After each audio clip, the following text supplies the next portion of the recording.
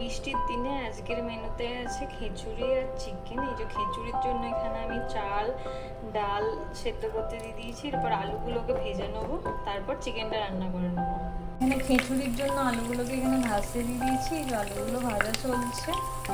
এই যে খিচুড়ি আমার এখানে হয়ে গেছে, খিচুড়ির মধ্যে ভাত ডাল সব সেদ্ধ হয়ে চাল ডাল সেদ্ধ হয়ে গেছে, তারপর একটু হলুদ দিয়ে দিয়েছি উপর থেকে, খিচুড়ি হয়ে গেছে। এদিকে এখন চিকেনটাকে ম্যারিনেট করে নেবো। এখানে তেল নুন হলুদ দিয়ে দিয়েছি, তারপর এর উপর থেকে একটুখানি মশলা দিয়ে দেবো, মশলা দিয়ে দিলাম, তারপর এর মধ্যে ফ্যাটানো দই দিয়ে দেবো, দিয়ে ভালো করে মাখিয়ে নেবো।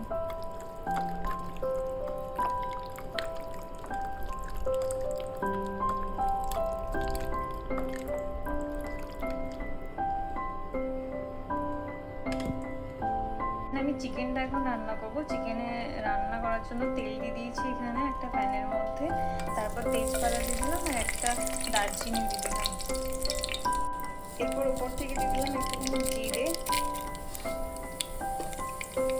আর একটুখানি চিনি দিয়ে দিলাম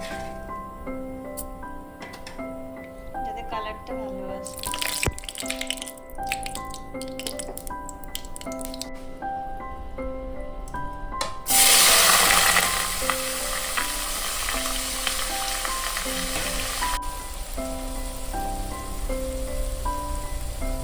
পেঁয়াজ এখানে হালকা হালকা ভাজা হয়ে যাওয়ার পর এর মধ্যে দিলাম আমি একটুখানি হলুদ গুঁড়ো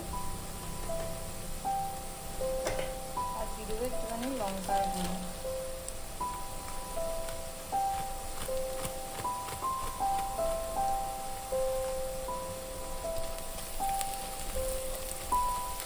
এখানে মশলাটা একটু ভাজা ভাজা হয়ে গেছে, তারপর দিয়ে দিলাম টমেটো আর উপর থেকে একটু আদা রসুন জিরে পেস্ট।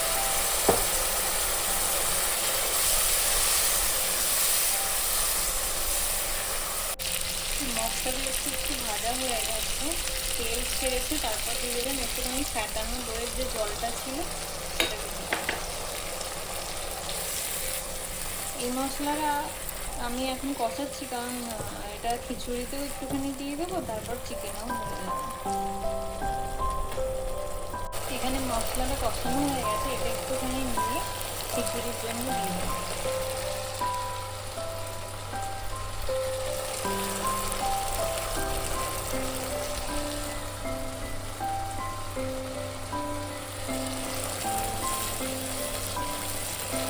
তারপরে এই মশলার মধ্যে যে চিকেনটা ম্যারিনেট করে রেখেছিলাম সেটা দিয়ে দেবো, চিকেনটা ম্যারিনেট করে রেখেছিলাম এটা দিয়ে দেবো।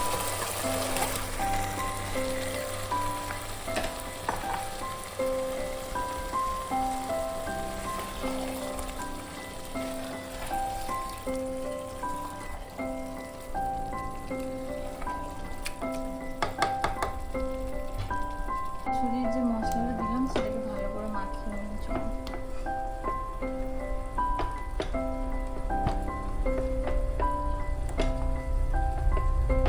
চিকেনটা এখন কিছুক্ষণের জন্য ঢাকা দিয়ে রেখে দেবো।